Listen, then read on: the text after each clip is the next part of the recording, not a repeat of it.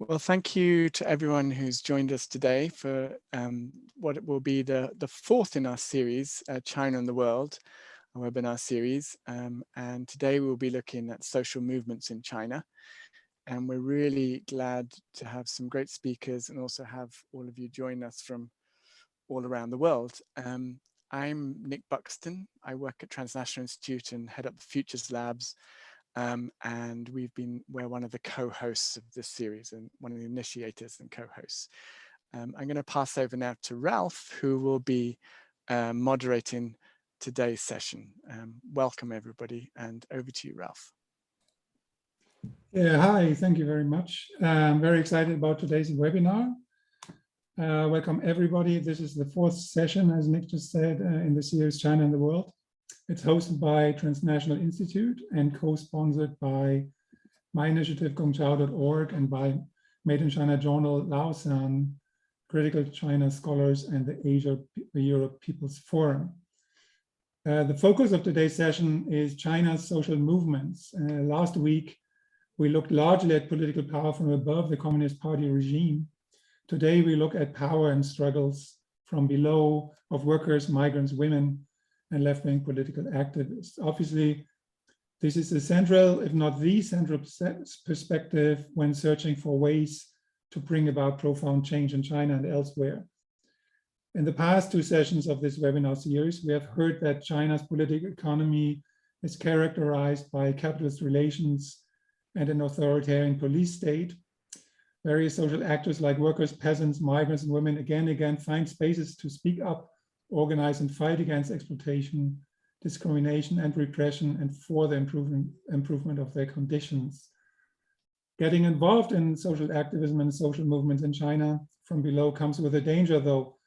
Repression has been a problem for social activism in China for long, but since 2015 it has even increased, and the state has attacked labor activists, feminist activists, human rights lawyers, environmental activists, to just name a few.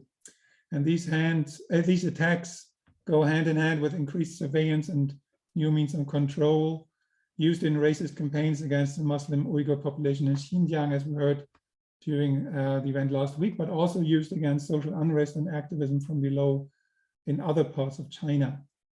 And in addition, in Hong Kong, which is officially part of China, repression has increased since the popular movement of 2019 and the introduction of a new national security law in 2020. The repression issue also impacts our own activity of support and solidarity with struggles in China, and it affects people who speak out here, including today's panelists. So that's why three of them have chosen not to show their face today, and they also use a different name. That shouldn't disturb us, though, as we can still hear the presentations and engage in a discussion. We have four speakers today. Welcome all of you. I give just a short introduction. Later we hear more about you. Manfred Elfstrom, who is an assistant professor at the University of British Columbia. He will talk about labor unrest in China. Crystal is a Chinese feminist activist and organizer. I was an activist from Hong Kong, and May focuses on social justice organizing of Chinese students and activists in the US, as well as on cross-border solidarity. We are happy that you're all here with us today and that you will speak about your insights and activity. Before I give you the first word, let me say a few words about the format of this session. In the first part, we will hear two speakers, Manfred and Crystal, followed by a first Q&A part. And then the second part, we hear the other two speakers, Ao and May, followed by another Q&A. And we also show a few videos in between. And then the last part, we discuss with all panelists. And you can all ask questions at any time through the Q&A tab you see at the bottom of the screen. And you can also add comments or suggestions in the chat, but please make sure that your questions, you put your questions to the panelists in the Q&A only, not in the chat, because that makes it a lot easier for us to sort them out and put them to the panelists. And by the way, if you want to live tweet the event, please use the TNI social media hashtag TNI webinars. Okay, so let's start with a quick round of the panelists. I have just one question for you all, and please keep your answer to just 2 minutes. How did you get involved in activism and social movements? May, do you want to start? Yeah, I will share a lot more details in my presentation as well, but I'm from China, mainland China, and when came here States for college, and I got politicized in a very predominantly white liberal college as a international students from China. And it was also the time as people in the United States know that Trump got elected. So a lot of those incidents happening in the US and China very politicized me into the work I do. Thank you. Al, you want to go next? Hi everyone, this is Al from Hong Kong. So I was one of the 500,000 people in the streets on the day of 1st of July 2003. That was the largest demonstrations at that time since Hong Kong was returning to China, and that was also the first time I went to the streets. And the next life-changing moment is in 2005 when there is a WTO minister level conference in Hong Kong, and that was the first time I saw the protesters all over the world, and that is also the first time I witnessed police brutality. So that is, although at that time I was too young to have any slightest idea on whatever analysis and theory, but these two are very important. But it still took several years until 2010 that I decided to seriously get involved in some activism, and then for some reasons I participate in labor organizings, and the main reason is that I slowly realized that it is better to have some real contact with the real people and trying to work on improving the livelihood, and which is some actual way to promote equality instead of just talking or writing about something which looks like political. Yeah. Thank you, Al. Crystal, do you want to go next? Yes. So I started my activism work back in China. I'm a feminist activist when I was a college student, and I started doing all those activist work. We would go on the street, demonstrate against sexual harassment, workplace discrimination, discrimination against women in college education. Okay, thank you, Crystal. Manfred, it's your turn. I went to a fairly activist-y college in the United States, and as an undergraduate, I interned with labor unions and played a very minor role in the anti-sweatshop movement on campus, vetting apparel companies that wanted to supply athletic shoes or security guard uniforms to the university. And I studied in China and then lived and worked in a small town in China for 2 years after I graduated. When I returned to the US, I brought these different interests together and worked for a couple of small organizations supporting workers' rights in China, China Labor Watch, based out of New York, and then the International Labor Rights Forum. And I went into academia because I wanted to more systematically analyze what all this added up to. Were things improving for Chinese workers? Were they stalling out or moving backward? Okay, thank you very much, all of you. Now we come to the first presentation, and I will introduce Manfred again a little longer. You are an assistant professor in Department of Economics and Philosophy and Political Science at the University of British Columbia. Okanagan. Manfred is an author of a recent book, Workers and Change in China, Resistance, Repression, Responsiveness, published by Cambridge University Press. A book I just read. It's really, really good and very interesting. I can recommend it. And before entering academia, as Manfred just explained, he worked in civil society groups supporting workers' rights in China. So let's start with the first presentation. Manfred, the floor is yours. Wonderful. Thank you for the introduction. And I'm really excited that this event got put together. Let me share my screen.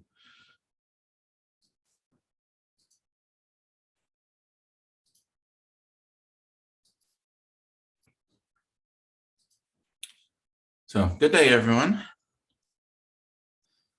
I thought I'd give a general introduction to China's contemporary worker militancy, the claims made by Chinese workers, their different organizations, the role of China's official union, and finally, government repression and responsiveness as a result of pressure from labor.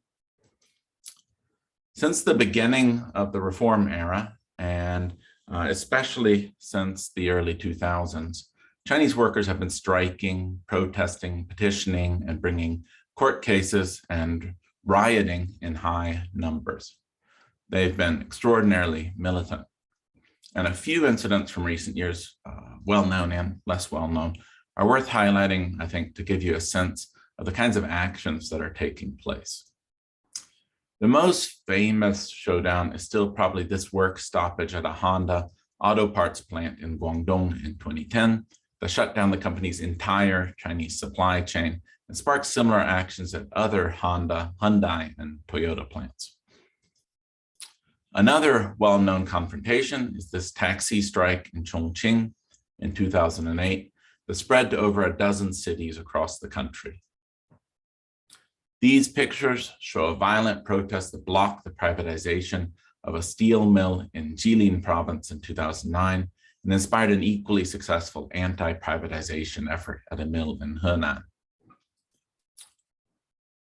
These teachers here are on strike in Wuxi and Jiangsu. Here's a strike by almost 40,000 Guangdong shoe factory workers in 2014, probably the biggest single industrial action since the 1949 revolution. This is a nurses' strike in Hubei in Anhui province in 2016. And finally, in these pictures, you can see a truckers' strike that occurred nationwide in 2018. The upward trajectory in numbers of disputes is clear from this graph, which shows several unofficial counts, including those of China Labor Bulletin in Hong Kong, my own China Strikes database, and the Chinese Academy of Social Sciences for the years 2003 to 2012, or the span of the previous administration of Hu Jintao and Wen Jiabao. I should note, though, that it seems that the number has fallen somewhat in more recent years. Here you can see my data combined with that of China Labor Bulletin through 2020. Some of the fall you observe may be a decrease in reporting rather than an actual decrease in strikes, but probably much of the dip reflects reality. Workers have raised a variety of different claims. As speakers in earlier episodes of this series have explained, the experiences of old state-owned enterprise or SOE workers in heavy industries like steel have been quite different from those of migrant workers from the countryside employed in light manufacturing and construction. The SOE workers experienced marketization, in particular, the restructuring of their companies in the late 1990s and early 2000s as a real blow to their previous secure positions. They were clear losers of the reform process. Migrants, on the other hand, were hyper-exploited, but they also felt the period as maybe less of a loss. In a 2007 book, the sociologist Qin Li argued that SOE workers at the last turn of century consequently raised claims rooted in their tattered socialist social contract. Whereas migrants, who as former farmers enjoyed fewer of the benefits of socialism under Mao and were discriminated against in cities once they were allowed to move there, focused on narrower legal and rights-oriented demands. That distinction, I believe, still holds somewhat, but it's wearing away now. For a period, there was a move across the board toward more offensive demands, i.e. demands for higher wages and better benefits, not just payment of the minimum wage or of wage arrears or compensation for work injuries or whatever. This offensive push has maybe subsided somewhat as the economy has slowed down, but workers' new demands around social insurance and housing subsidies and other things are still more ambitious than what they called for earlier. Workers have been supported in their activism by a variety of different organizations. Some activists have drawn support on the shop floor from loose native place associations of migrants from the same hometown. Others have utilized social media networks. In 2018, many of the webinar's viewers were probably aware of efforts by a group of Marxist students to support protesting workers at the JASIC electronics factory in Shenzhen. Those students and workers are shown here. However, the organizations that have arguably matured the most, and in fact have matured to the point of being the target of intense repression in recent years, are grassroots labor non-governmental organizations, or NGOs.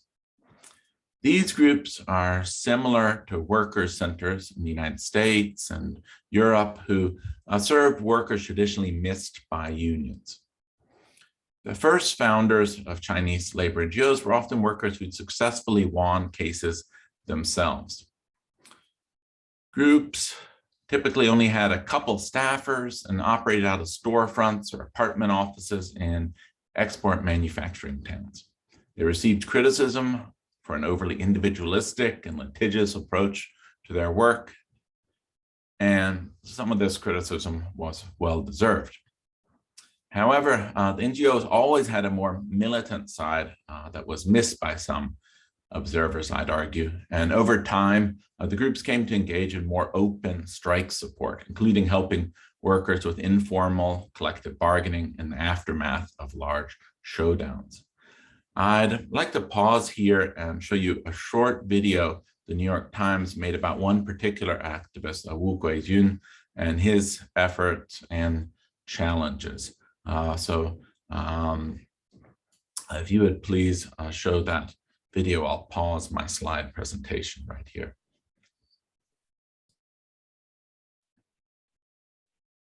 恶化的，特别最重要的就是近几年经济的下滑。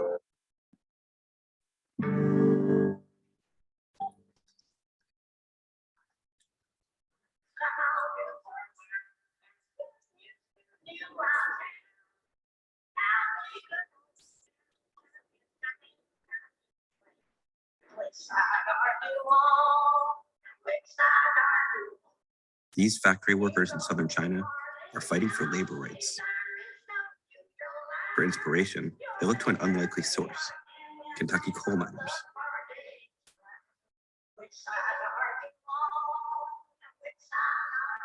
出发点是让工友们了解一些国外的工人运动在组织行动还有资方谈判的时候的一些情况。 The workers were brought here together by this man, Wu Guijin, a former factory worker turned labor activist.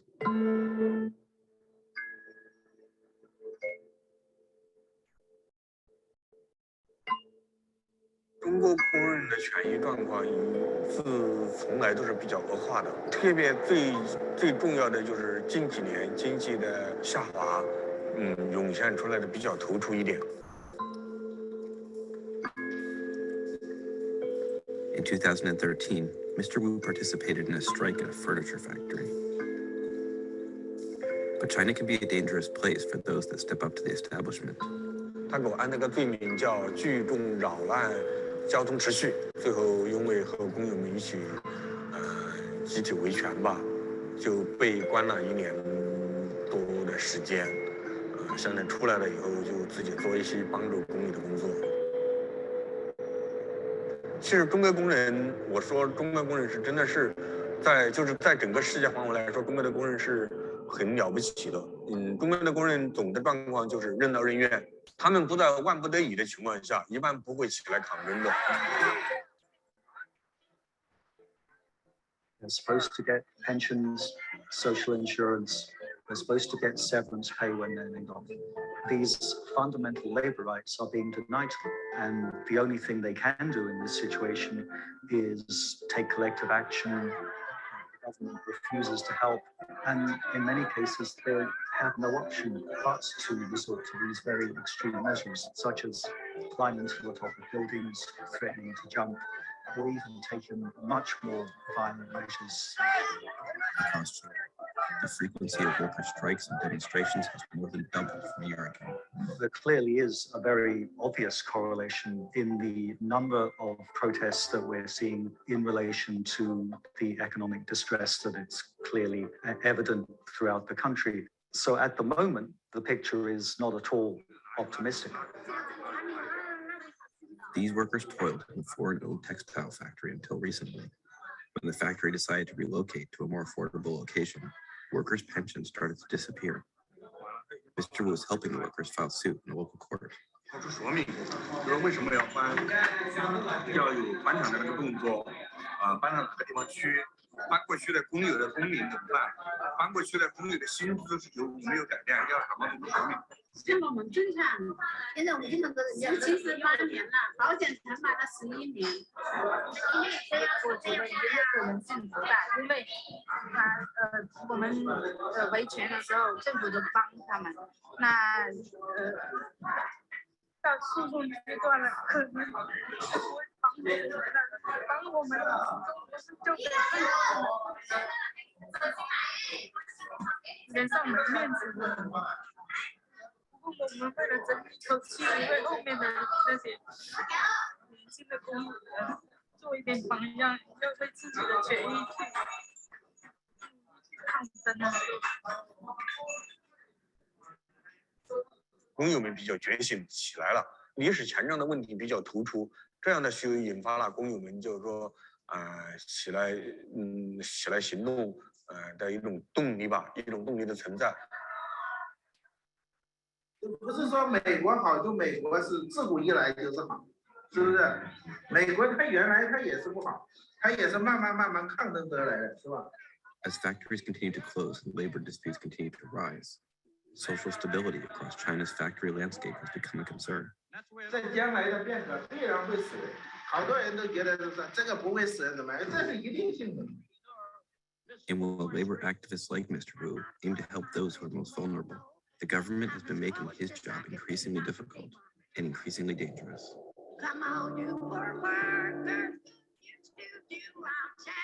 Now, the political situation is much tougher.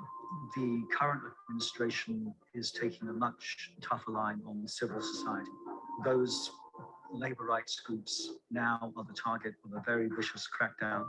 Several have been arrested. 对于现在来说，即使形势这么紧张，我们还在继续在做，所以说即使被抓还是被失联、失踪这样的情况下，我都也不后悔，只要是对着自己的良心就 OK。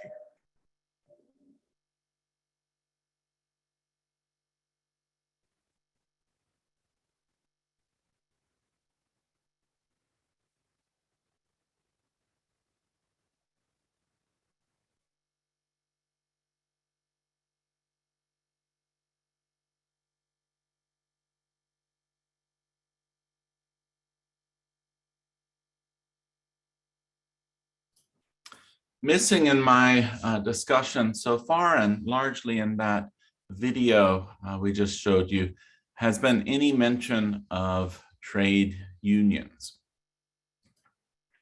China has a single party-controlled union, the All China Federation of Trade Unions. It has its roots in radical organizing in port cities in the 1920s. Following the revolution, the All China Federation of Trade Unions, or the ACFTU, made attempts to assert some autonomy in the 1950s when there was a major strike wave, and again before Tiananmen in the 1980s. But the union was always reined in. Its overriding goal today is maintaining peaceful industrial relations. As China's 2001 trade union law puts it, in the event of a strike, the ACFTU's role is to, quote, assist the enterprise or institution in properly dealing with the matter so as to help restore the normal order of production and other work as soon as possible, end quote.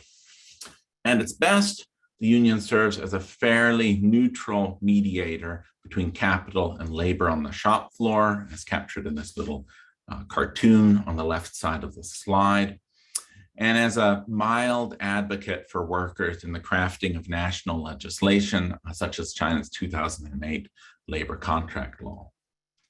But as often, the union is merely an arm of management and or the local government. There have been some interesting reforms to the ACFTU in different places. Some areas have pushed for direct elections of the heads of enterprise level unions. Others have carried out exercises that come close to approximating collective bargaining, or what the union prefers to call collective consultation. There have been some sectoral agreements, and certain unions have expended considerable resources on legal aid similar to that provided by NGOs. These efforts have sometimes been led by thoughtful, committed union officials. What's important to note, though, is that these reforms have come the furthest in places like Guangdong, down here in the southeast, and shown bigger right there, and Zhejiang, where strikes have been the most intense. As union reformers themselves acknowledge, workers are pushing the union to act, not the other way around. As I argue in my recent book, and as has been suggested, I think, in my presentation so far, the results of worker activism have thus been twofold: increased repression and increased responsiveness. Leading NGO leaders have been detained and put on trial in recent years. The Marxist students were tackled and pushed into vans off their college campuses. But the strikes do continue and are expanding to new sectors of the economy. And they continue and they expand because they win concessions from authorities. Trade union reforms, as noted, new laws, a fairer hearing of their disputes in court, and the intervention of individual political leaders. Under Xi Jinping, repression has been more pronounced than responsiveness, but there have been also some conciliatory gestures toward workers in, say, the gig economy. Where the balance ultimately ends up falling remains to be seen, but I think it's clear that workers are altering China from below. Yeah, thank you, Manfred, for this illuminating presentation. We will discuss this in a short while. I see there's already one question. Please, everyone, put all your questions in the Q&A, and we will put them to the panelists later. First, we will hear the second presentation. Let me present Crystal again. Crystal is a Chinese feminist activist and organizer. Her activism in the LGBT movement and the feminist movement began in 2012. She has initiated and participated in several influential campaigns addressing women's rights issues in China and in the US. She also continued to play a part in China's MeToo movement while overseas in the US. So Crystal, please go ahead.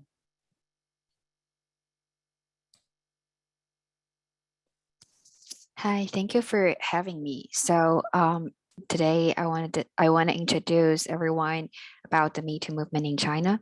So if you can see on the screen, we would use the hashtag MeToo Rights Bunny on Chinese social media when the MeToo movement started in China because of the censorship. So how does the MeToo movement start in China? It started in 2018, January 1st, actually. It was inspired by the US MeToo movement in 2017, when Chinese women saw the MeToo movement from the US. A lot of young women realized, oh my God, this is something that happened to me as well. So one of the young women, Luo Xixi, she posted on the Chinese social media, Weibo, which is a Twitter-like social media platform, telling the world about her experience, how she and her fellow classmates and colleagues were being sexually harassed by their supervisors when they're in a PhD program at their university. This post sparked a lot of other posts from young Chinese women telling their stories. And that's how the Me Too movement in China started. And shortly after, so one stories after another, many young women stood up and spoke up about their stories, about how their mentors, their supervisors have been mistreating them, have been sexually harassing them. And that was only in 1 month in 2018, where people were talking about their stories. Shortly after that, like people use Me Too in English, the hashtag Me Too in English, to spread the stories on social media. But then this hashtag Me Too was being censored. There's no way, nowhere you can just put in Me Too, METOO, on Chinese social media and found other people. So people get created to counter the censorship, and they invented rice bunny, which sounds exactly like rice sounds like me in Chinese, and bunny sounds like two, and that's how that's the start of the name Me Too in China. And people have been using this hashtag so that we are still able to see each other, to talk about the stories, the sexual harassment stories that young women are experiencing. And that's the start of the Me Too movement in China. So Me Too movement is part of the feminist movement in China that many people have been working on for a very long time. In 2012, when I was a college student, we would go on streets and do a lot of performance art to show our support and to address women's issues. We shaved our heads. We shoot a lot of artistic photos to catch people's attention. There's this time when two feminist activists who in Shanghai, they went on a subway, and then they were holding signs saying that I can be sassy, but you cannot harass me. That's the sign where like the sign sparked went viral, and a lot of people are talking about victim blaming and sexual harassment in 2012 because of that photo. And in 2012, a lot of people do not understand the meaning of victim blaming, the meaning of sexual harassment. So the reason that sign went viral is because this is the first time that women are talking about how sexual harassment is not okay. And just because I am wearing like a short skirt or a crop top, or we're showing a lot of our body parts, doesn't mean that I am giving you permission to harass me. So this is a new idea that at that time people are not very familiar with. And in 2012, people are still talking about victim blaming, telling people why victim blaming is wrong, telling people about why sexual harassment is wrong, why wearing short skirts does not mean giving you a permission, why yes means yes and no means no. Like at that time, this is a huge debate. But in 2018, when the Me Too movement started in China, I realized that less and less people are not agreeing. I mean, more and more people are agreeing that harassment is wrong and victim blaming is wrong. Like this is something that the Chinese society has been developing. So this is the ideas that feminist activists have been pushing for years, and finally, evidenced by the MeToo movement, people are actually getting more acceptive and are starting to realize that sexual harassment among young women, among a lot of women, is actually something that's happening right now, and it's not okay. So the MeToo movement started, and it's developing so fast. One of the reasons is because young women have had enough. For the past decades, the younger generation is growing up. They entered into the workforce, and they realize. So for those of you who might not know, gender equality is actually in China's policy, like national policy.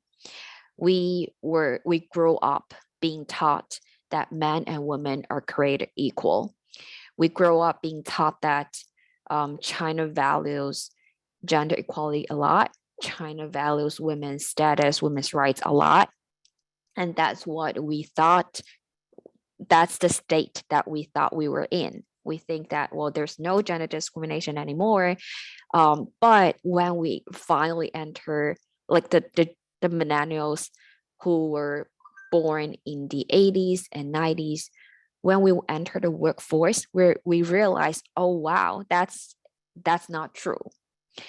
We could, like, women are facing a hard time finding jobs, because even though the law says that employers cannot discriminate against women, this is something that happened a lot, that employers can just specifically say that they want a man for this job, they want a male for this job.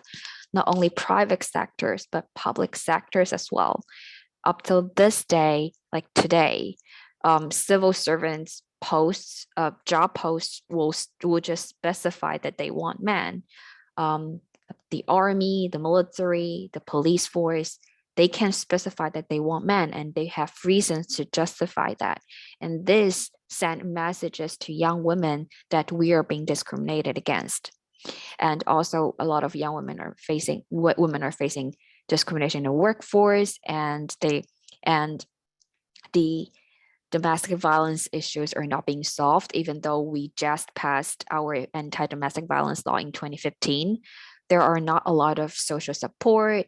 The social systems are not set up to protect women or provide support when a woman is facing domestic violence.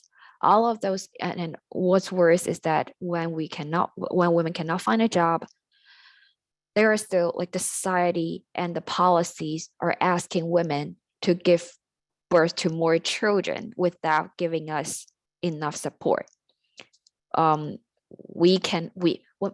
It's already hard enough for a woman to get a job, and now there is a 2-child policy and a 3-child policy that the country wants women to have more children, and they're not asking men or the society to give us more support, and that actually makes women more difficult to get a job or another job after they give birth to another child.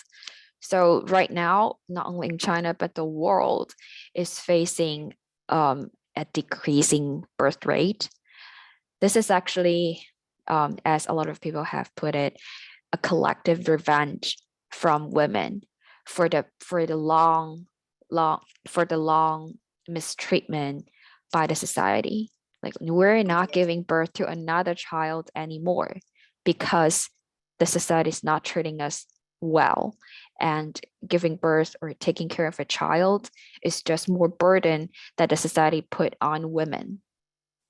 All those policies are actually penalizing and criminalizing women for giving birth to children. And now you're asking us to do this. So all of this discrimination forced by the society actually pushed young women to realize that that we are being mistreated, and this is not right, and enough is enough. We want justice. This is one of the reasons that the MeToo movement is developing so fast in China. So I wanna introduce you a case, one of the most high-profile cases in China. So this woman here, her name is Zhou Xiaoxuan, and she also goes by Xianzi. In 2018, when the MeToo movement is going viral in China, she is one of the activists and one of the women who spoke up about her story. She was being sexually harassed by Zhu Jun. Zhu Jun is a famous TV star, and he has been a host in a state-run media for ages. So the state-run media is called CCTV. It's like one of the most powerful and influential government-run media in China. So she spoke up that she was being sexually harassed by Zhu Jun, this famous TV host, and she decided to took Zhu Jun to court. Actually, the correct order of things is that Zhu Jun sued her for speaking up first. So Zhu Jun, the sexual harasser, sued Xianzi because she spoke up about her experience. And Zhu Jun sued her for defamation, and Xianzi countersued Zhu Jun for sexual harassment. That was in 2018. So the court, when they received this case, they just refused to really deal with the case for almost 2 years. This case started in 2018, but Xianzi did not hear back from the court until 2020, when she heard, like, the first court day, the first conference that she had was in 2020, 2 years after this case was brought to court. And for the past... Crystal, could you wrap up in 1 minute, please? Oh, yeah, sure. I'm sorry about that. So I want to talk about okay. So when this case was finally brought to court in 2020, like hundreds and hundreds of people when this case was brought to court in 2020, the first trial date, hundreds and hundreds of people showed up to show support for her. So this is right outside of the courthouse in 2020.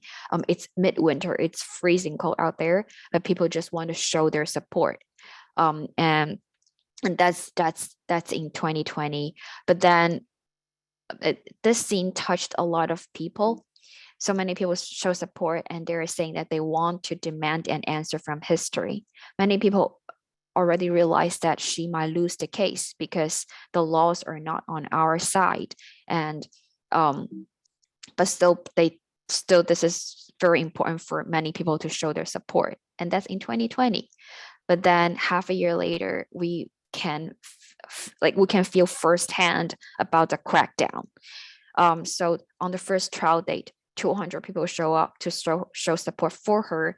But half a year later, when the second court date was scheduled, many people who would talk about how they want to go to the courthouse to show support, and as long as they mention on their WeChat, which is like an iMessage, or like just a text message app, like, as long as they talked about how they want to go to the courthouse in person, they could face harassment from the police or from their employers. Let's say, and that actually affected people's risk to show up. And as a result, only 50, like, still there are a lot of people showed up in front of a courthouse when this case was set for trial for the second time. However, those supporters can see actually that there are police and or plainclothes police in the scene as well. So the plainclothes police would just scattered on the site, and they would to prohibit people from speaking with each other. So the first time when there are 200 people, they all call themselves 贤子's friend. And they would talk to each other. They would tell each other that why they're here and how much they support 贤子. And they get to know each other. They're being organized. They're being mobilized. They get to know each other. They understand that they're not alone in this process. But this time, half a year later, they're afraid to do so because there are police everywhere. This is the technique that they use to isolate people. They cannot show up together and get to know each other. I mean, feminist activists and MeToo activists, they're being isolated. They're being isolated and they're prohibited from getting together. And this is and the organized collective power is something that the government is so afraid of that they're doing everything they can to break it down. So early this year, feminist Crystal, please, just to keep the time limit, there are already questions to you in the Q&A.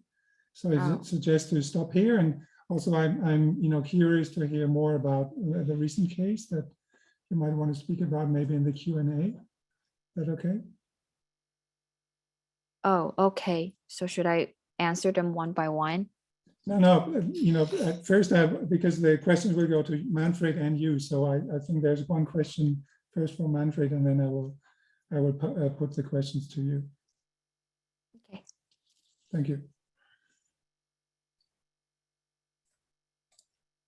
Yeah, sorry everyone, to be rigid on time, but we have 2 more speakers, and also we want to get you all involved in a debate. Crystal, can you unshare your presentation, please? Yes. So yeah, thank you very much for this account. There was a lot in there already, very informative and vivid. And we will get back to those parts again. But let's start with a Q&A. There are a few questions already. I will start with one for Manfred. Someone asked, can you explain what a worker NGO is and how it is set up and funded? It's a great question and something I should have explained more in my presentation just now. Labor NGOs in China are, again, similar to workers' centers in North America or Europe. And that is, they serve workers, and they serve workers like migrants who've been neglected by existing institutions, but their leaders are not generally democratically elected as a union's leadership might be. They take legal cases, they give legal training, and give advice on collective action. And in some high-profile disputes, they support workers in informal collective bargaining once a strike is already underway. I say informal because this is work that should be done by the official union, but it's not. The NGOs are acting in the union's stead. These groups' funding comes from small fees for legal cases, from small enterprises, sometimes set up by their founders to generate revenue, and from donors abroad. Early support came from labor activists across the border in Hong Kong. And with new laws on foreign civil society groups in China, the NGOs have been increasingly cut off. Yeah, you already mentioned that, the downturn in the cases that we see in labor unrest. My question, related to that, what role do the NGOs actually play in these struggles? I know there are different positions on this, how important they actually are.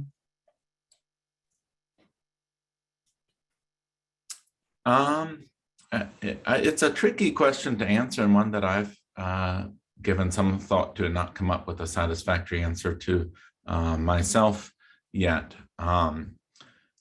The cases of worker unrest are really spread across the country, including to places where there are few, if any, NGOs. So they're certainly not necessary for workers to take to the streets.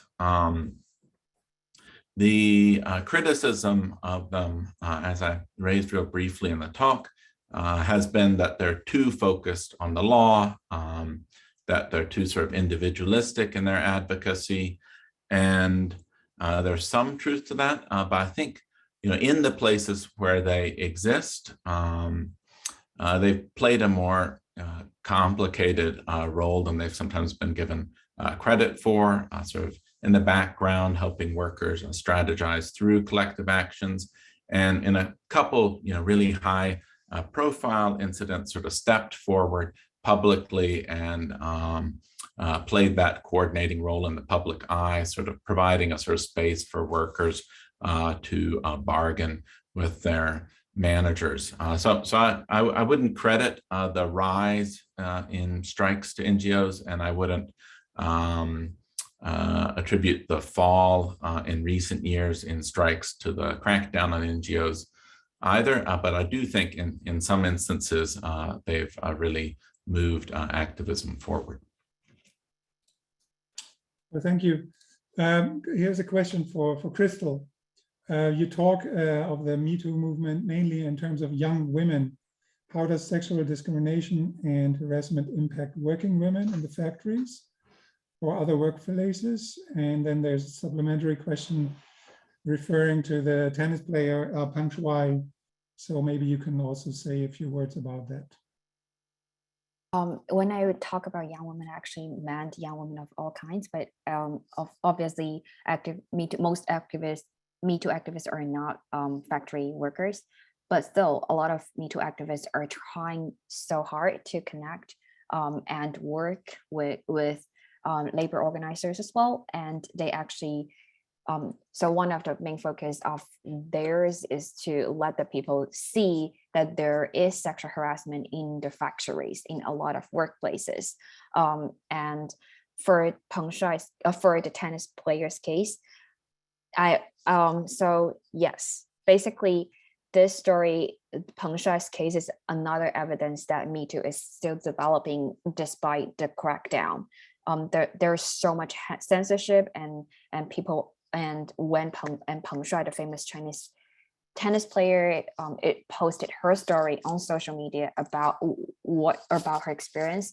The post was deleted in 20 minutes, and still so many people saw the post and they want to show support for her, but they cannot, because as long as they put Peng and Shuai, the two words together, their post will be deleted. As much as people can see that the international community in France, in the UK and in the US, so many people in WTA, like Women's Tennis Association, are advocating for her. And there's this international outcry supporting her. You cannot see anything on Chinese social media because it was being censored. Her last name was being censored, and there's this time that even the word tennis player is being censored. The way that it's censored is that you can, when you look for it, you can only see information that is being verified by the government. So right now at this stage, yes, many people are depressed that we cannot show our support for Peng Shuai because it's very risky and dangerous for people to do so in China.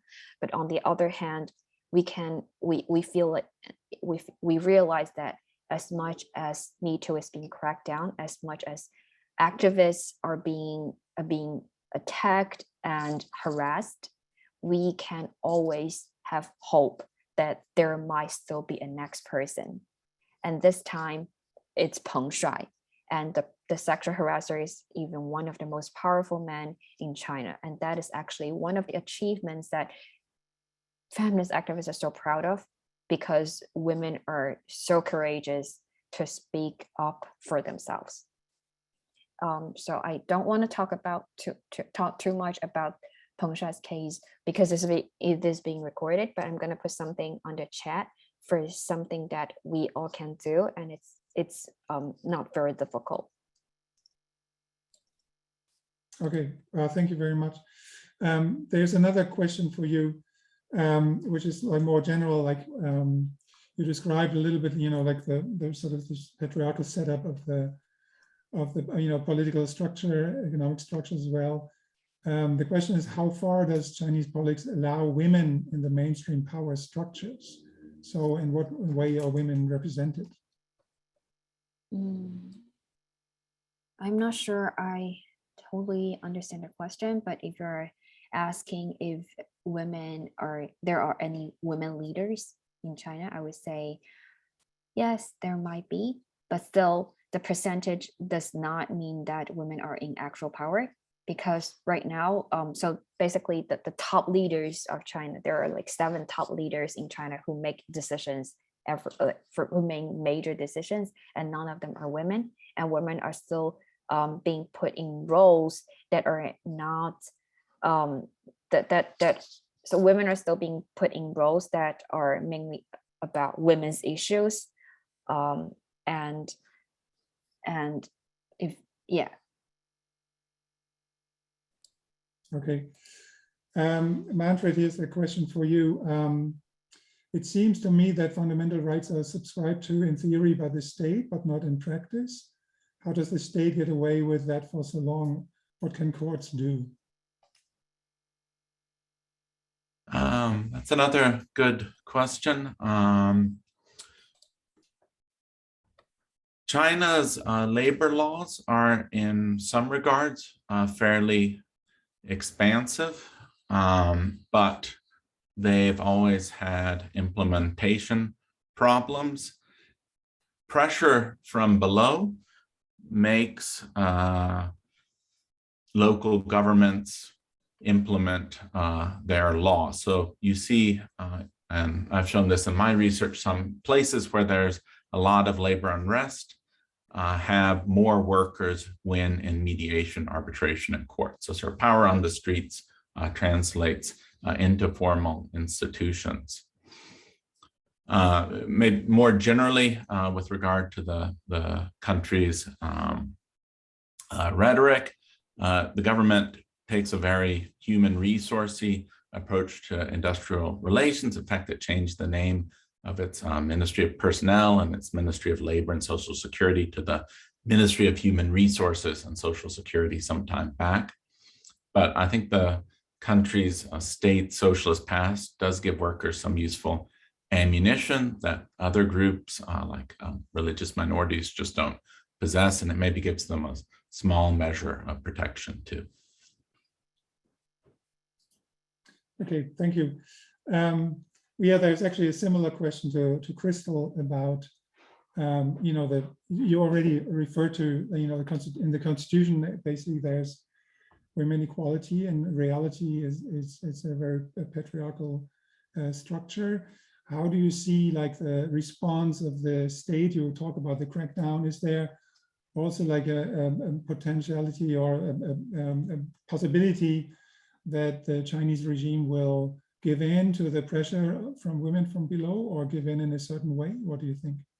I would certainly not put it that way, that the regime is giving way to women's rights, or like the women are demanding, because for the past few years we did see progress. We have made so much achievement. To name a few, in early 2020 we just passed a law that sexual harassment is formally one of the cause of action that people can bring to courts, and also discrimination and gender discrimination is also another cause of action that we can bring up to court. This is in our civil codes, but of course there are also like bad civil codes that people are condemning.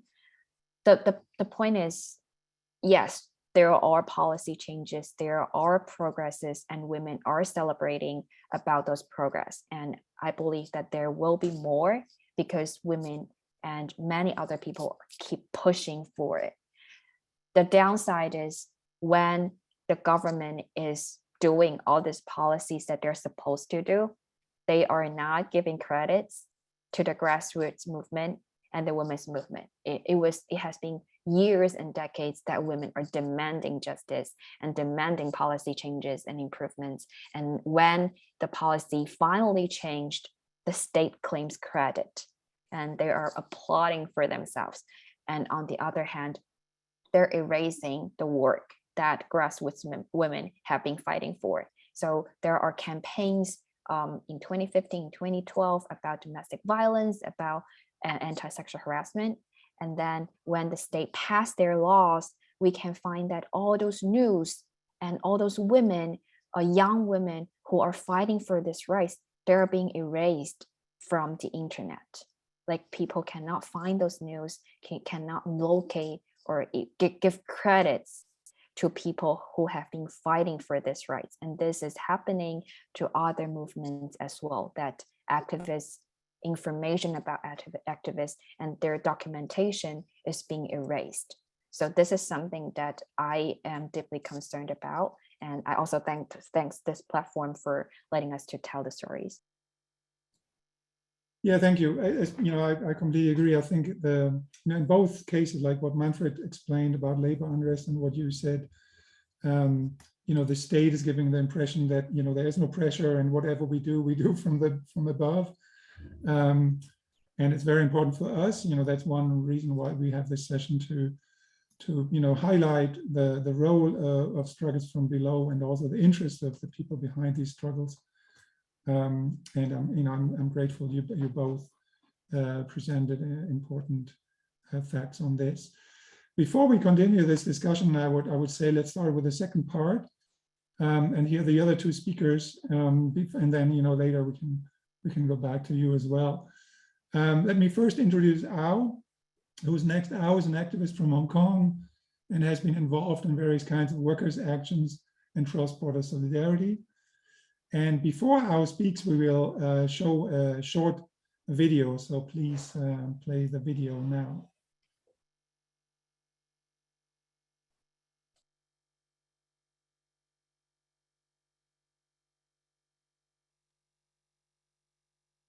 How did we get to this point, whereas protesters on the street on a more daily basis and clashes with police? So let's just take a step back and look as to where this all began. These recent protests over these last few months all stem back to a controversial extradition bill that was first introduced in the Hong Kong Parliament back in April. That was seen as something of concern because it could mean that people in Hong Kong would be tried in mainland China for crimes.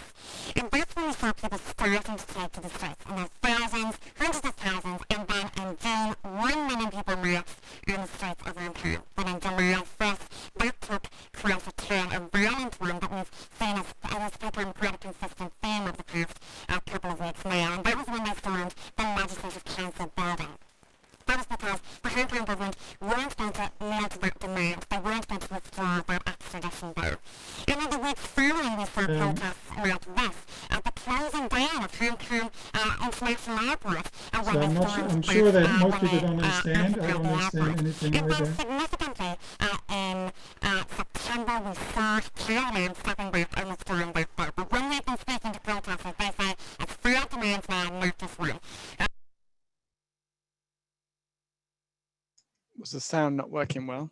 Yeah, it was. Maybe I can try from my side. Yes, please go ahead. Let's try.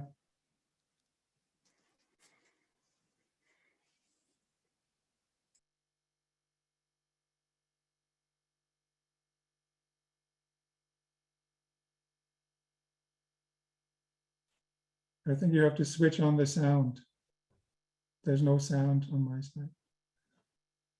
So please stop it again and start again, but you have to kind of switch on the sound before you start the video.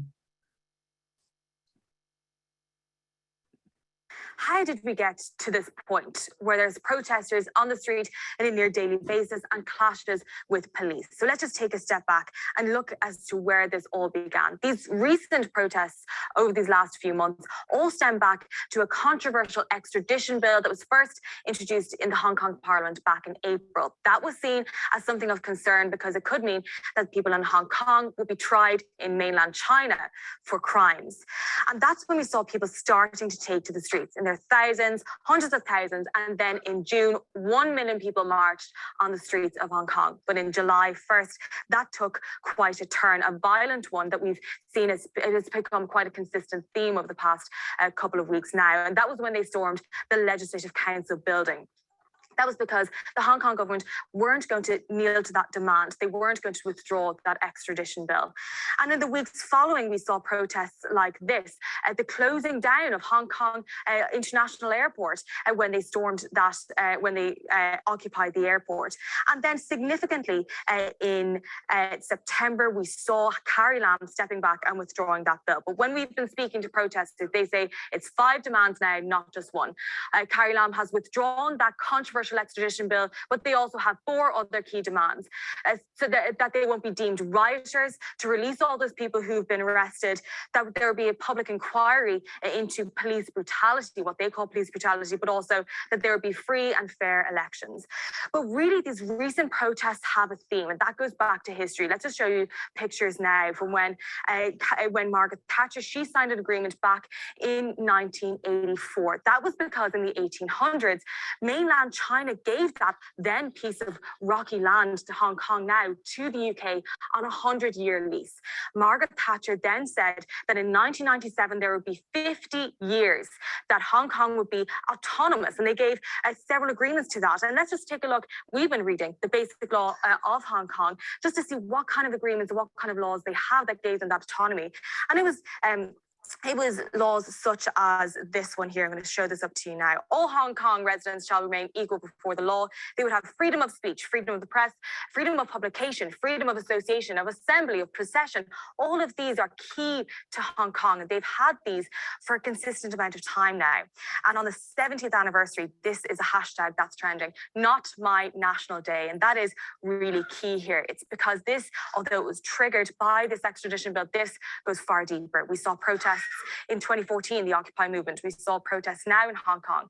And as to what's going to happen in the next years to come, we have to wait and see, Rosie.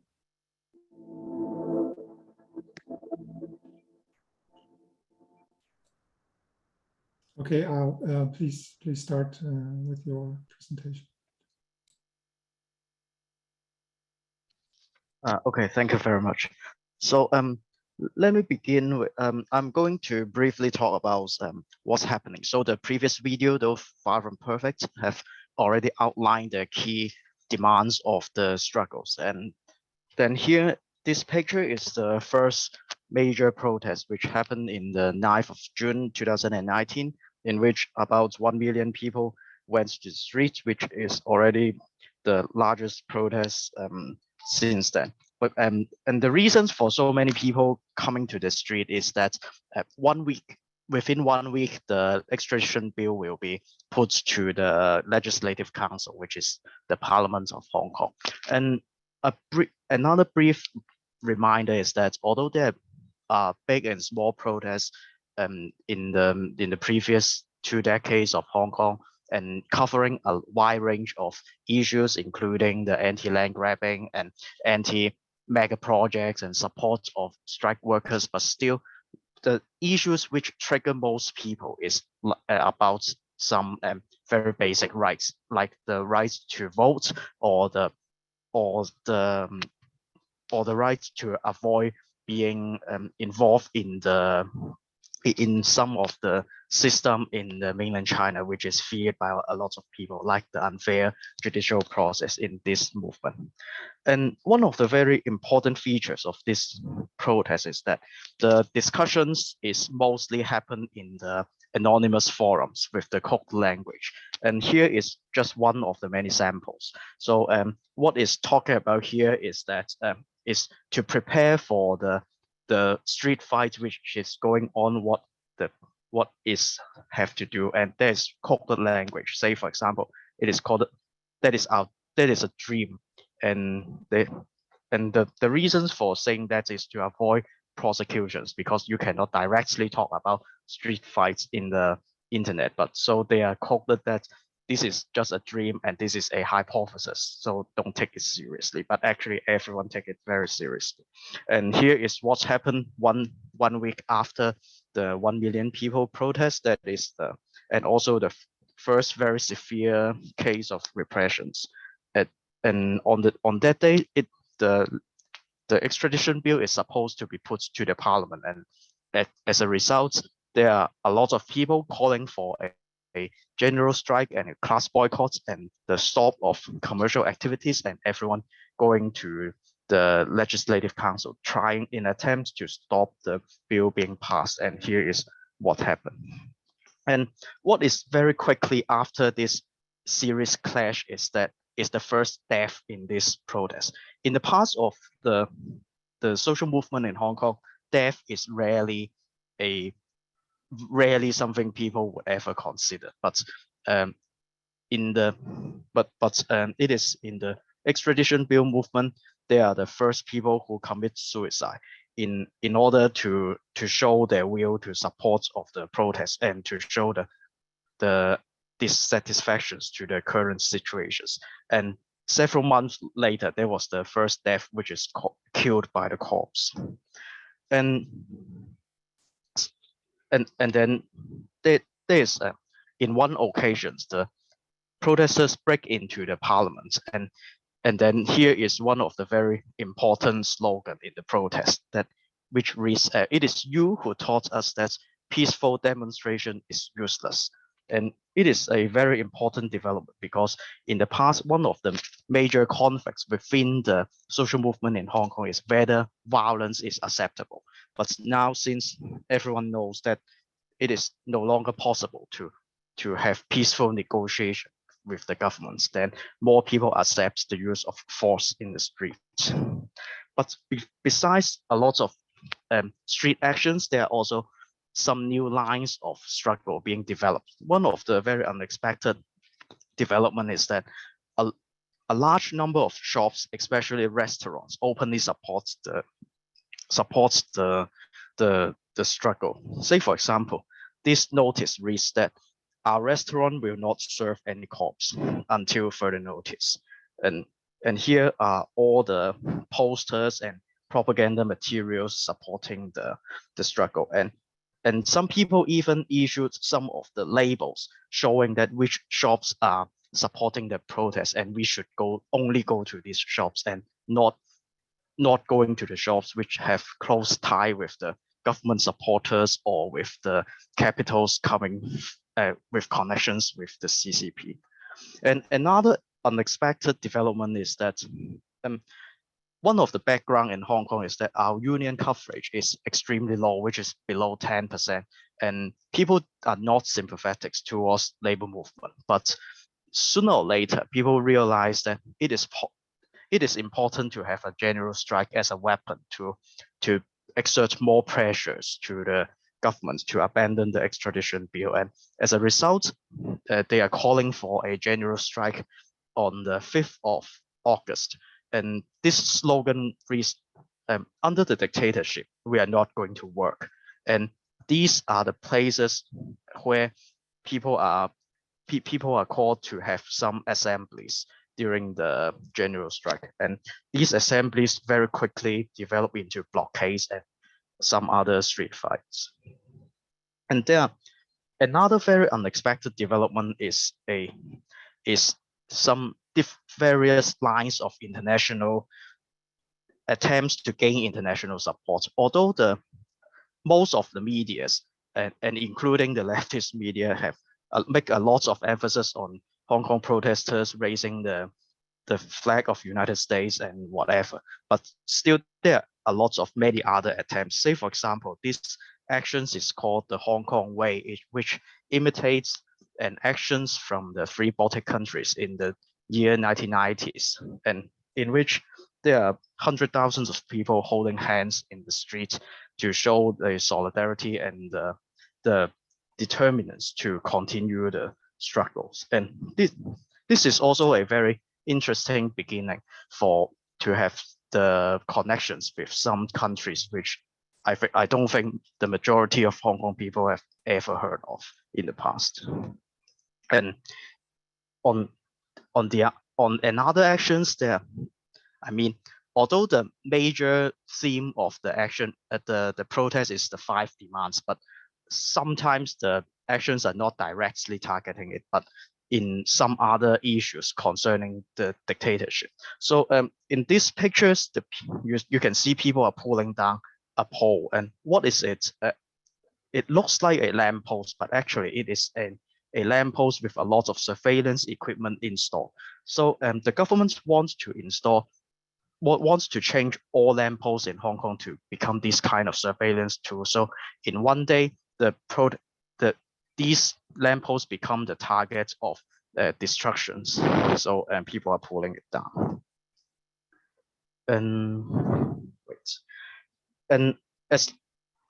But still the street action escalates very much. And in November, which is almost exactly 2 years ago, then there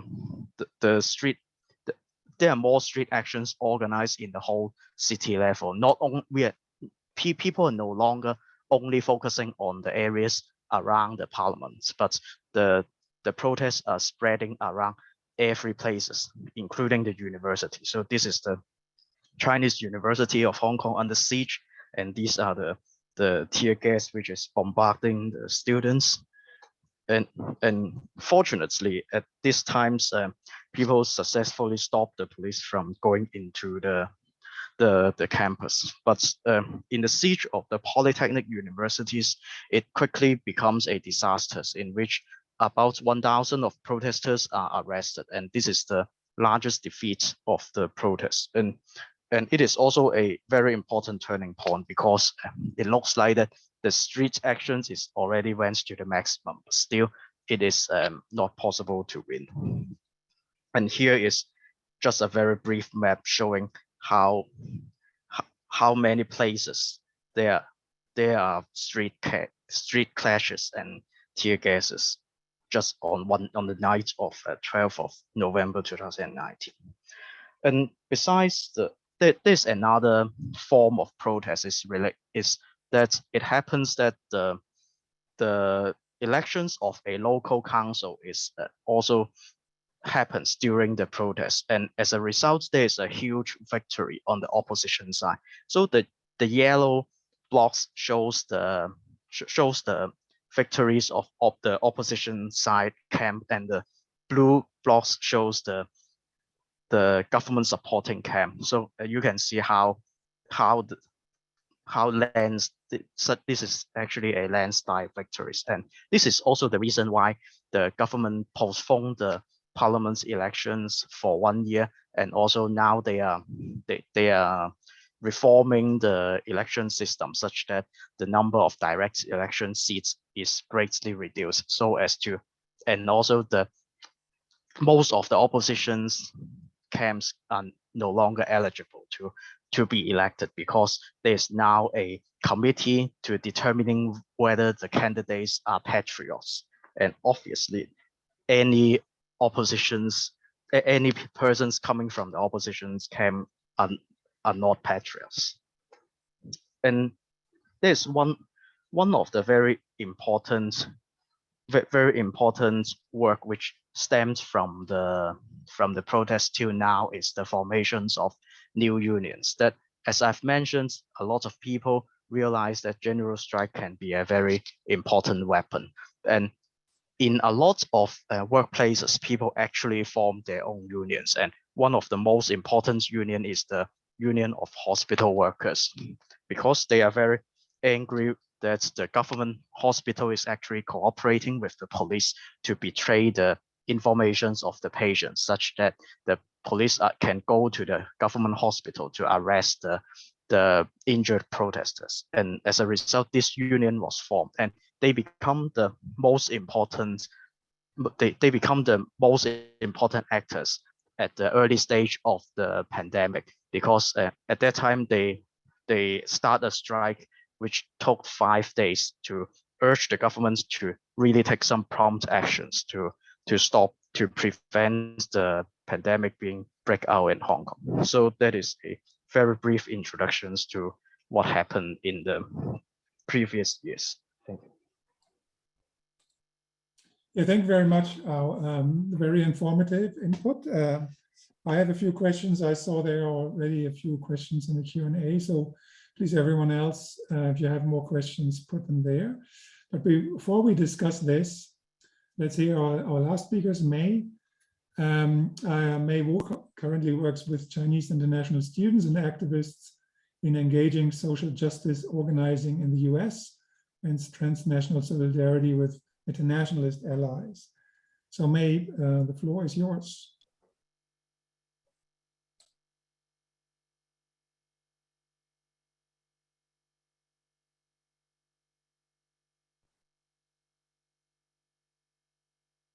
Hi, can everyone see my screen clear? Good. Today I will be talking about Chinese overseas students and activists in transnational social justice movements. And I will start off as myself, who is a Chinese international student living in the US.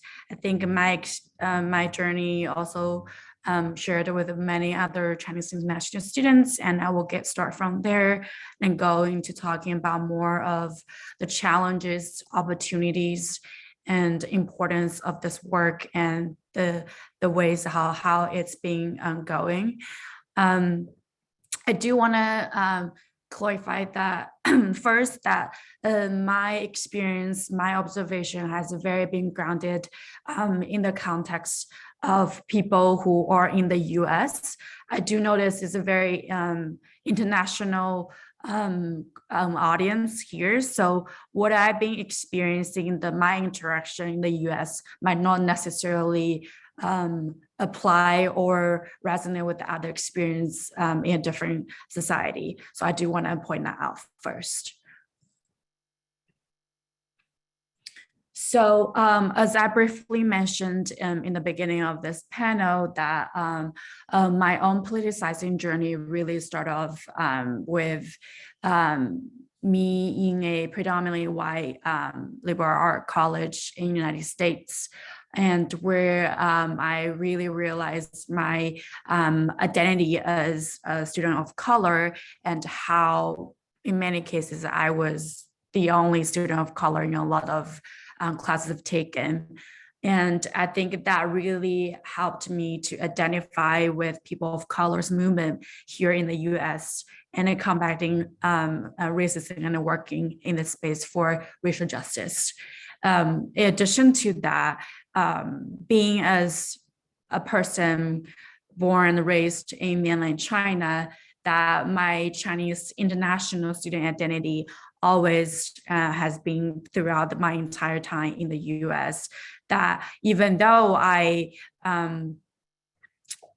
do and identify as a student of color on campus, but there's so many issues that are happening only and specifically to Chinese international students are not addressed, or there weren't a space to be to have those type of conversation.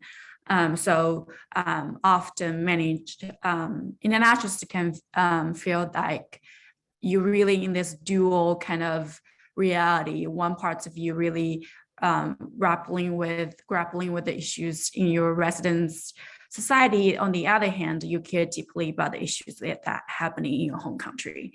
While that all taking place, my college also have a pretty visible presence of conservative students and community groups.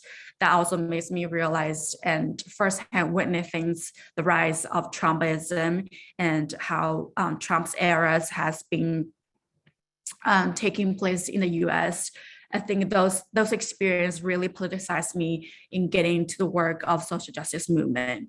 I did not really get connected to diaspora activists or diaspora community until I in graduate school, where there's a lot more diversities in the bigger city.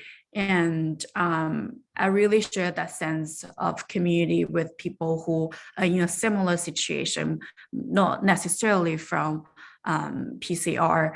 They could be diaspora activists from Myanmar, from Colombia, from different countries. And that really, because of that exposure and experience and interactions with those diaspora activists, so I'm really committed with other people as well now that in building bigger communities with other diaspora activists and working with grassroots organization initiatives and working with cross-border friends. So I think that my personal journal also reflects many others, people who share the similar identity in the way that how the roadmap has been so far. So now I'm gonna shift towards the things I broadly talked about, the experience that of a lot of diaspora activist experience, but in the context that I'm talking about, it's very situated for US-China under this geopolitical rivalry of US-China tensions. So this is a definition proposed by Meng Yangzhao in her article, Chinese Diaspora Activism, the Future of International Solidarity. This triple penalty of diaspora activist, meaning being spontaneously activist in itself and being immigrant in their Western society and being activists in their home countries.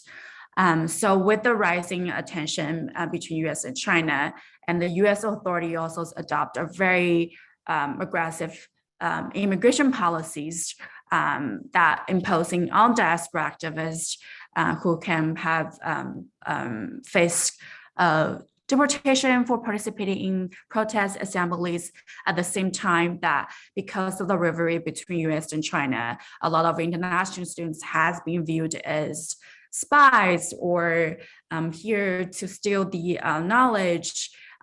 So a lot of international student faces discriminations, but not able to enroll in the programs that deemed by the US authority as quote unquote sensitive or has national risk. At the same time that Chinese states have aggressively tightened their grips on all type of formal activisms. So diaspora activists also being under transnational repressions of the Chinese states and being under close monitoring and scrutiny, especially following the previous presenters talking about how this been the same crackdowns on laborers, on the feminist movement, and the tightened controls of Hong Kong as well. So this is the experience for diaspora activists, at which I will dive in, share two anecdotes of how participating in, I would say, so-called local domestic movement in the US, but the very identity of Chinese diaspora activists gets you attacks from multiple sides. For example, when many Chinese international students and activists participate in the Black Lives Matter movement in the US, and a lot of the pictures of they holding signs, either bilingual sign, Chinese sign, or English sign, has been in China. Those pictures has been viewed as by mainstream Chinese audience as brainwashed by Western political correctness. It's highly influenced by those Western so-called liberal values, and those pictures on US is being viewed as, oh, those Chinese students and activists, they're spies sent by CCP to intervene in US domestic politics. And so a lot of students, and they often joked about, oh, so well, both sides feel like I'm a spy from either side. So who do I really work for, right? And I think what's more interesting is the comments from Stop Asian Hate rally and the protest. While students and activists, they're holding progressive intersectional signs, that they get attacks not just from 2, but 3 sides at least. So you can hear this like traditional conservative groups from both countries, like the ones I just mentioned for Black Lives Matter. So they like the traditional Republicans, conservative people in the US, and also mainstream nationalistic groups in China will say, oh, this is just doesn't work, or it's just the rhetoric is very typical sounding and conservative. But what's more interesting I want to highlight is the second and third one is that the anti-CCP groups who has been mainly living overseas, is that when you see a Chinese student or activist or Chinese person holding a sign in the US, the first thing thoughts, how can you not protest about CCP? If they don't see you make a public statement or stance on CCP, they will be criticizing you as you do not have any legit grounds. You are not addressing the elephant in the room. Your protesting or your demonstration has no values or not legitimacies because you, in their views, you are just not public enough about CCP and according to their logic of frameworking, and that's just not addressing the real issue. And I think what's very interesting, another nuance is the attacks from internationalist progressives. When Chinese international students or activists showed up those rallies, and when even the signs are being very progressive and intersectionals, and those internationalist progressive will be arguing, how can you not talk about issue in Hong Kong? How can you not talk about issues in Xinjiang?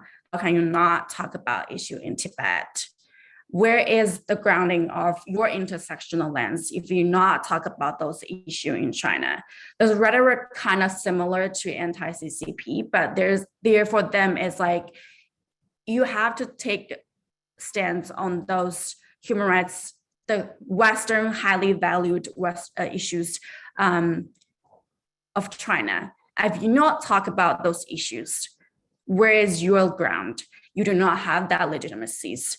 So I think it's really interesting that how the very participations of Chinese people in the US movements can get so many attacks from very different groups, and how their attacks can be, criticism can be very different based on the stance. But I think altogether that shows how, reinforces how they represent this idea of how mainstream reporting and argument on the US and China, and the criticizing on the very individuals, those Chinese individuals, represents this bigger rivalry, and how it's so hard for people to see beyond just US and China, this dichotomy, and go beyond that pattern to see those people who try to finding grounds in between that.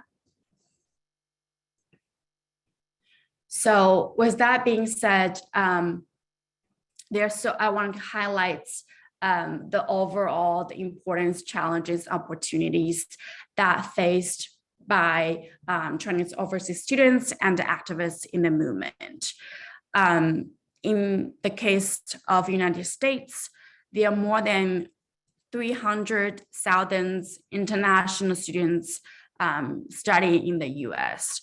This is a very, very, very big population. If we're adding more students from Europe, from other popular study abroad program destinations, the number of students, Chinese students overseas, it's so significant. And it's really important to mobilize these groups of people while they have a lot more leverage and presence in a lot of the so-called Western democratic societies, and the opportunity for them to engage and participate, it's a lot more than students who are currently living in mainland China.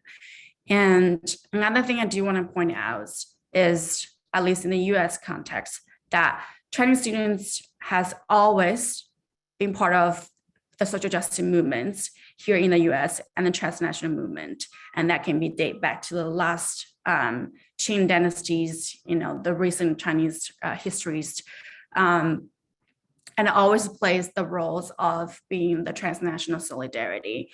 And the very roles, identity, as I mentioned, about being an activist in the resident society and being activists for their home country, that the very existence of Chinese students and activists overseas is a living existence of transnational identity. It's already, the work they do is already transnational. And that's a very specific, concrete example of how transnational society can be looking like. And the participants in both in their movement of their residency society and their home countries, connecting and supporting activists in both, if not three more locations, they plays a really connecting bridge building roles in connecting local movements across borders together. But I do want to highlight the challenging. May, can you please wrap up in a minute? Yeah.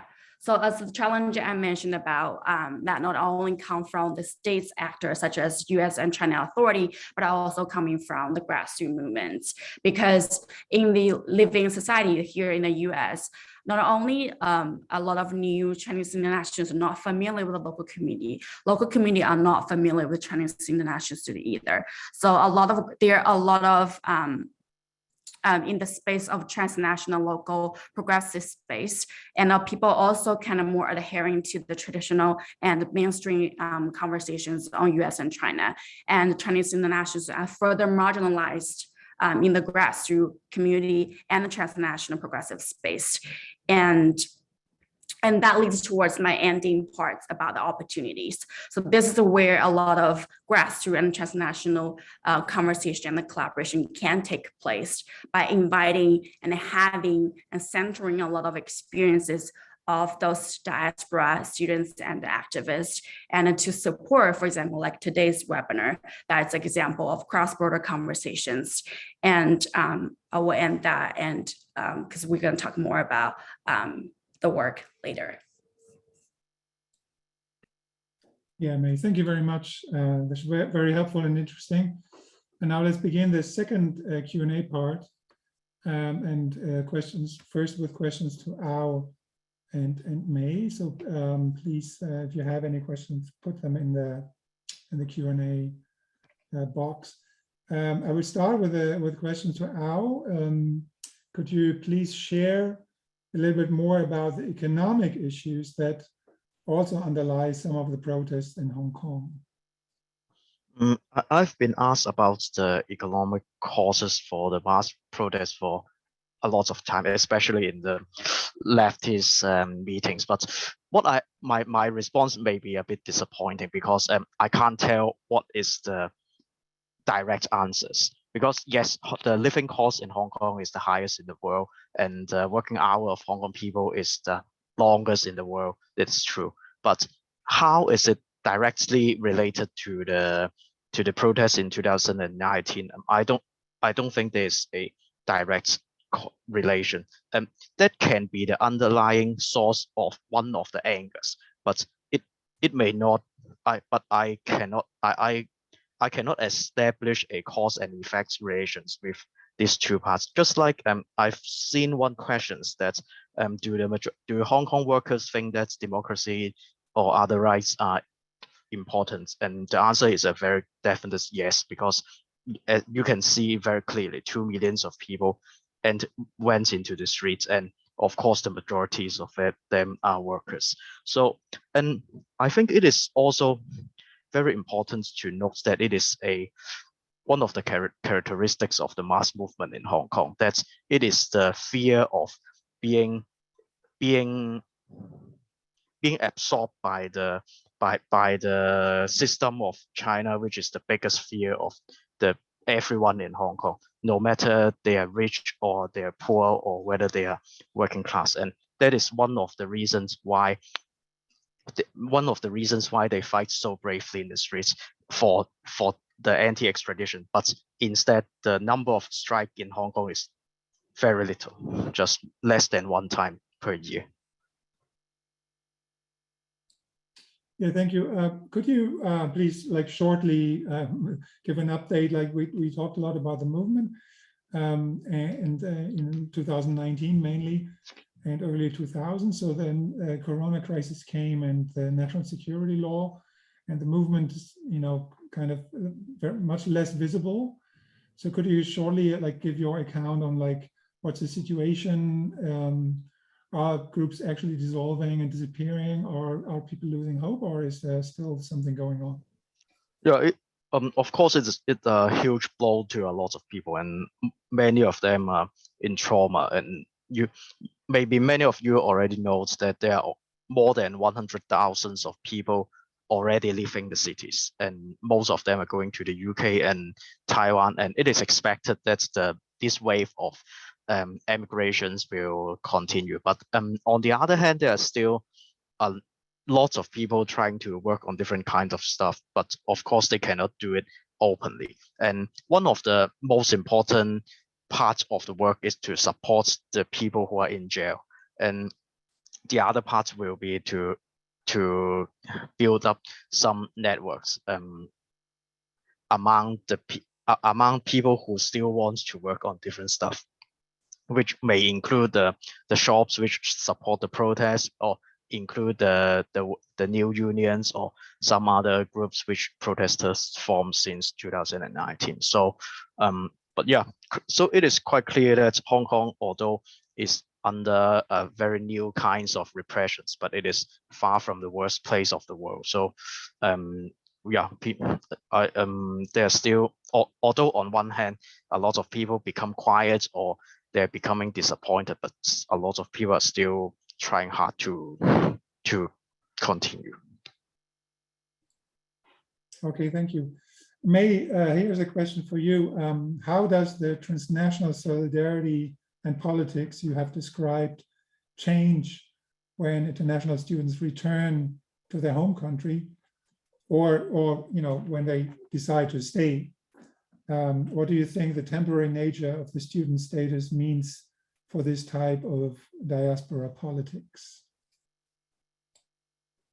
I think temporary natures of their stay is applying to in very individual term, but if you're looking at the movement terms, like there always will be new students coming.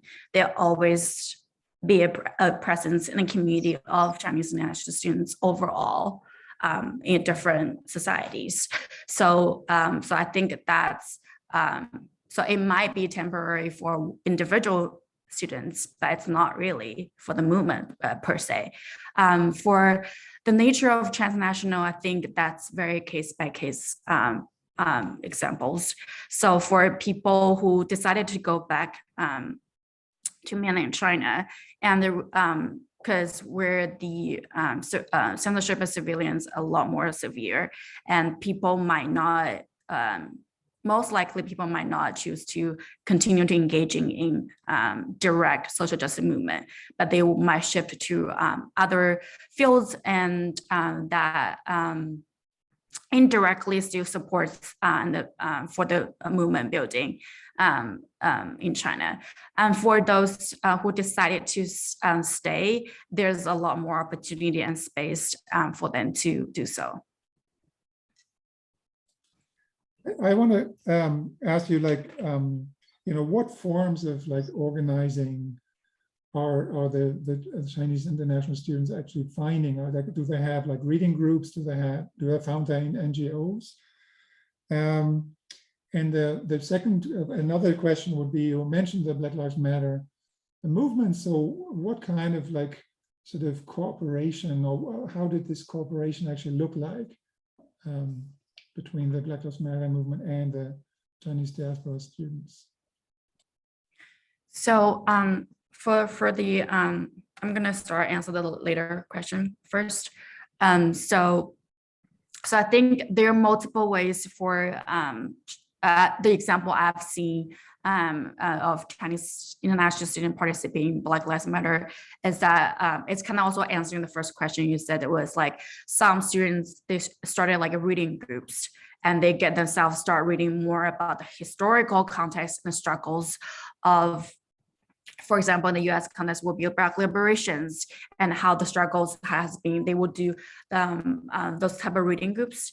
And some people, they organize themselves and who feel more comfortable, they will participate in the rallies and protests, and they will join other people of color initiative on their campus or in their local community of the residencies. And another more organizing example I've seen is on Twitter and Instagram, you can find how Chinese for Black Lives, the Chinese students and activists who organize themselves, and they go to talk to the Chinese vendors in different Chinatown locations, and sharing the flyers, informations about why, and they need to be why we should support Black Lives Matters. I think the very phenomenon of Chinese international students organizing themselves to go talk to Chinese vendors are the example of, first, there isn't being really a space within the current people of color movement building space in the US to including and providing space for Chinese international students. And that shows how they can organize themselves with shows how they're forming their own communities to engaging and participating in local movement. And so after doing that, a lot of local grassroots initiative often reach out, and they will do content creation. So Chinese students have the leverage the language access to Chinese, and they are more familiar with talking about a lot of terms, especially for master and PhD students who are studying the race and resistance topic. They often are better and often are more comfortable and capable using talking about those topics in Chinese than, for example, second or third generation of immigrants students. And so they often work with them collaboratively, providing contents, do workshops, or talking to local communities on those topics. Well, thank you very much for these explanations. We have a couple of minutes left, and there's before we finish, I want to actually ask you all four of you one important question, and you have about 3 minutes each to answer this. The question is, a lot of people participating today or watching the video are social activists and engaged in various movements around the world. In your opinion, how can they support social struggles and activists in China, and namely those struggles you presented today? And I would like to start with Manfred and Crystal Au, and then May. Manfred, please. So international solidarity with movements in China, I think, has just always been very difficult. As the other panelists and I have discussed, activists in the PRC and for that matter now Hong Kong operate under really tight political pressure. In addition, they have to navigate popular nationalist sensitivities in their country and extreme scrutiny of any and all foreign ties, both coming from the Chinese government and to some degree from the Chinese public at large. And the activists and their allies abroad have to continue to deal with all these practical issues relating to visas and money transfers and just sort of plain organizational capacity on both sides. Nonetheless, I think it really used to be more possible to directly support civil society groups in China, and equally importantly, to help activists from China join social justice gatherings abroad and share their experiences. So meetings I've helped facilitate between labor organizers in China and rank and file trade unionists from the US and elsewhere have been some of the things that fill me with the most hope for the future. Chinese organizers have been eager to learn about how unions function in other settings, but they've also had useful insights from China to share with their counterparts, and especially at the height of that sort of late aughts, early 2010s strike waves, foreigners were really eager to learn from Chinese workers' militancy. The situation is just a lot more difficult now than it even was in the past. But nonetheless, there are things I think international movements can do to bring in Chinese movements. If foreign activists engage institutions connected to the PRC state, such as the All China Federation of Trade Unions, I think they can not only be supportive of reforms within those institutions, something I still think is somewhat useful, but also continually push to make their interactions with those institutions a protective umbrella for other groups. So activists from abroad can invite NGO leaders to their meetings with union officials, even if it makes ACFTU uncomfortable, or they can ask about the status of imprisoned labor activists. If international movements can find ways to direct funding to grassroots groups, even if it's mediated by other groups, I think they should do so. People need to pay their staff, they need to pay their rent. And allies shouldn't be too impatient with the ambitions and progress of their Chinese partners at this particular moment. There's always been a debate over what to do to support activists in mainland China who get into real trouble. My instinct is that quiet diplomacy may or may not work at first, but when things get serious, a higher profile is usually better. And just finally, more generally, I think organizers abroad should be really wary of rushing to speak for China or projecting their hopes and fears and domestic struggles onto that country and its people. Thank you. Crystal, do you want to go next? So I put several links in the chat box. I will post them again so that people can follow and join. But that's it. Thank you.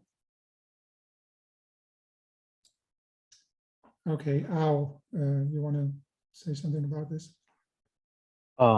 Yes. So actually, several years ago, in an entirely different circumstances, when some people are discussing how we should support the workers who are in China, actually, my response is like, yes, on one hand, of course, there are a lot of things we should do and we can do to support, because because we are all connected in the world through the supply chain and the brands and whatever. But on the other hand, I don't think that we should only see the workers in China or the protesters in Hong Kong or some other people as the only receivers of the help. But on the other hand, actually, they also have some extremely valuable experience for the rest of the world to learn about. And I think it is also very important to recognize this part. Otherwise, it is the connections cannot be equal, because we are not only receiving help, but actually we can also help. Like, say, for example, I think the way of how a movement can be decentralized, how it can be organized and prepared through the internet, and how people with very entirely different political opinions can work together is something very important and something very worthy for further discussions in other parts of the world. Because as long as there are other protests in the similar style happening in other places, then what our experience can actually help a lot, I think. Okay, thank you. May, do you want to answer? Yeah, I think especially with the crowd, the audience tonight being so international, I think very important reminder, and also the things that can be done in supporting the transnational / cross-border solidarity is use your use when people who often have the leverage, especially if you're not Chinese citizen, that's your leverage and then privilege. And I think usual leverage is to amplify the struggles and the voices of people who are frontline, the firsthand doing fighting the struggle. But I think often, as the nuances I mentioned about, often those leverage feels more like a text, or feels more like a very divisive rhetoric, are being targeting, for example, like the chat going on and right now. I think it's really important for people, for the solidarity, to recognize when you are ally or when you are the ones who are the front line and to reflect on the roles and how much you can do. And it's very hard for Chinese students and activists overseas to show up in a very organized, for example, initiative or organizations, right? Because that just flags them immediately as a target. So if you have the leverage as non-Chinese citizens in a lot of spaces and use that leverage to provide space to bring in students, activists, to center on their experience and amplify their voices, that would be it. Yeah, thank you very much. I think that was a very good sort of last sentence or message actually from this webinar to amplify the voices of the people who are up there and in the front fighting for better conditions, or fighting also abroad, like May, the examples May gave, and who are from China. Thank you very much. I think we reached the end of this webinar. Thank you very much to all the panelists, obviously, and thank you as well to the whole TNI team working here, also kind of in the background. This webinar has been recorded and it will be posted along with all the other webinars on TNI's YouTube channel. The link will be in the chat. We would love to get your feedback on this session. You can give it in just a few seconds by clicking on the link, which will also be posted in the chat. And next week we have another session on China, that time on China's role in the world.